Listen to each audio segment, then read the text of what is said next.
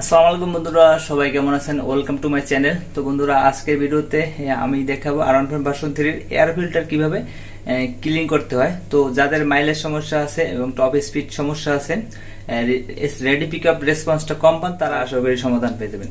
R15 version 3 45-50 একদম common যাওয়ারই কথা।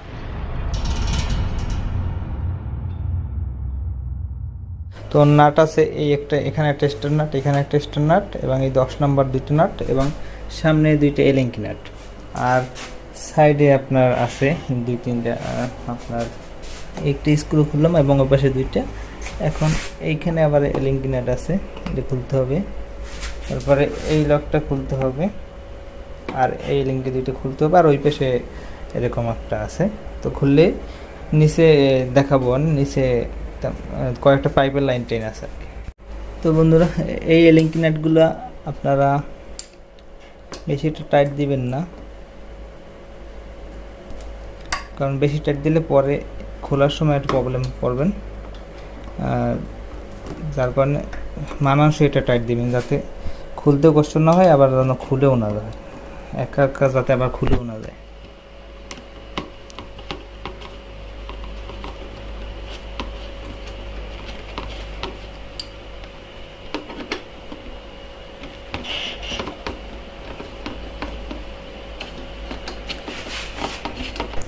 বন্ধুরা, এইখানে আরও দুইটা এলিঙ্কি নাট আছে, এই যে দেখতে পাচ্ছেন, ওই দেখা যাচ্ছে এই।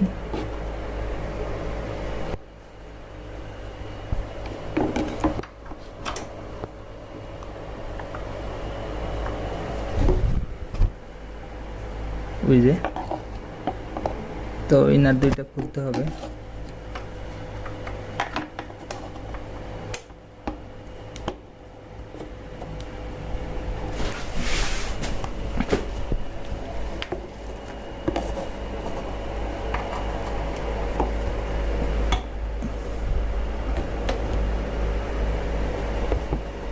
মোটামুটি খোলা কমপ্লিট, এখন ফুয়েল ট্যাঙ্কটা লটতে আছে। তো এখন বাকি শুধু এইটা, এই যে এইখানে দুইটা লক আছে, তো এটা টান দিলে বের হয়ে যায়।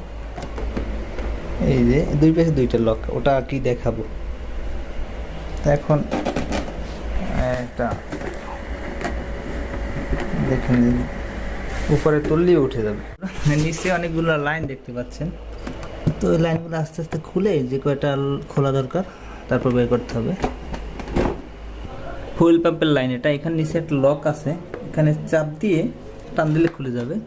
এবার এই একটা লাইন, এটা এটা মনে হয় ফুয়েল পাম্পের লাইন, এটা মনে হয় সেন্সর, তেল কতটুকু আছে এরকম কিছু একটা হবে।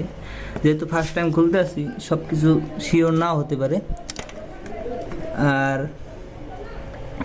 এই একটা লাইন দেখা যাচ্ছে, আর এখানের পাইপ আছে লাইন, একটা এই পাশে আর একটা ওই পাশে। তো এই পাইপ দুইটা খুলতে হবে, খুলে গেল। আর একটা সুইচ সাইডে ওই যে ওই এই যে দেখা যাচ্ছে।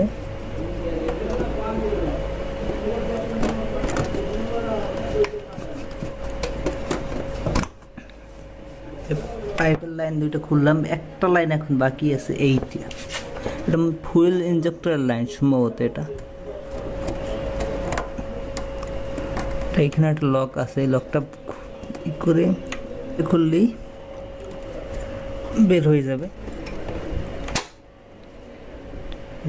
এটা হচ্ছে ফুয়েল ট্যাঙ্কের, যেটা দিয়ে আর কি ফুয়েল ইনজেকশনের ভিতরে তেল যায়, ওই লাইন। তো ফাইনালি এখন এটা দুই হাত দিয়ে আমার তুলতে হবে। তুলে ফেললাম বন্ধুরা, এটা হচ্ছে এয়ার ফিল্টার। তো এখানে চারটা নাট আছে, এই নাট চারটা খুললে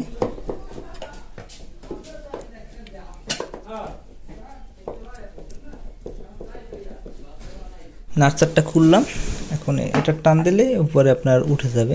এটা হচ্ছে এয়ার ফিল্টার, দেখতে পাচ্ছেন। তো এই এয়ার ফিল্টারটা আমি আধা ঘন্টা রোদে শুকাবো, যাতে এটার ভিতরে একটা হালকা একটু ভেজা ভেজা ভাব আছে, যেহেতু এটা কাগজ জাতীয় জিনিস, একটু আর্দ্রতায় ভিজে ভিজে থাকতে পারে, ভেজা ভেজা ভাব, যার কারণে কিন্তু এয়ারটা ভালোভাবে পাস হয় না। তো এটা আমরা আধা ঘন্টা শুকাইয়া একটু পরিষ্কার করে লাগাই দেবো।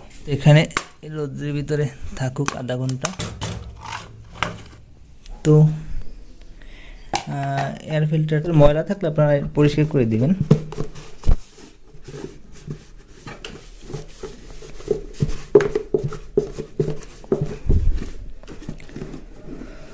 এইগুলো সুন্দরভাবে ক্লিন করে দিবেন, কারণ এই ভিতরে ময়লা থাকলে ওগুলো কিন্তু আপনার ফুয়েল ইঞ্জেকশনের সাথে মিশে আপনার থ্রোটল বডিতে যাবে, যার কারণে ময়লা হলে আপনার ইঞ্জিনের পারফরমেন্সটা কিন্তু ভালো পাওয়া যাবে না। আর এই ভিতরের পাইপটার ভিতরে ময়লা থাকতে পারে, এটা আপনার সুন্দরভাবে আঙ্গুল ঢুকিয়ে ক্লিন করে দিবেন। আশা করি আপনাদের মাইলেজ ঠিক হয়ে যাবে। আর আপনারা ইচ্ছে করলে এখানে ছোট এয়ার ফিল্টার লাগাতে পারেন। তো কীভাবে মডিফাই করতে হয় এয়ার ফিল্টার সামনের ভিডিওতে আপনাদেরকে আমি দেখাবো। আজকে জাস্ট আপনাদের ক্লিনিংয়ের ভিডিওটাই দিলাম। তো এই এয়ার ফিল্টারটা আমি এখন পরিষ্কার করে আবার লাগাই দিই। মোটামুটি পরিষ্কার করলাম, তেমন একটা ময়লা নাই। তো আমি এখন আবার এটা সেট করে দিতে আছি।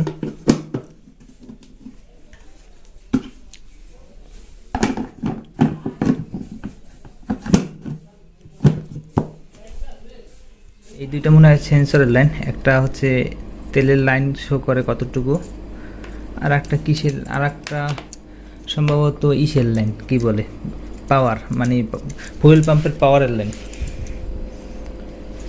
এই বেশি একটা কিছু না। তো 4টা কানেকশন, সরি 5টা কানেকশন, আর দুইটা হচ্ছে ওয়ারিং কানেকশন, আর একটা হচ্ছে পাইপের আপনার তেলের, আর দুইটা হচ্ছে ওই সাইডে, ওই যে মাথায় ছোট ছোট 5টা কানেকশন। 3টে হচ্ছে এইখানে পাম্পের সাথে, আর 2টা ওই সাইডে।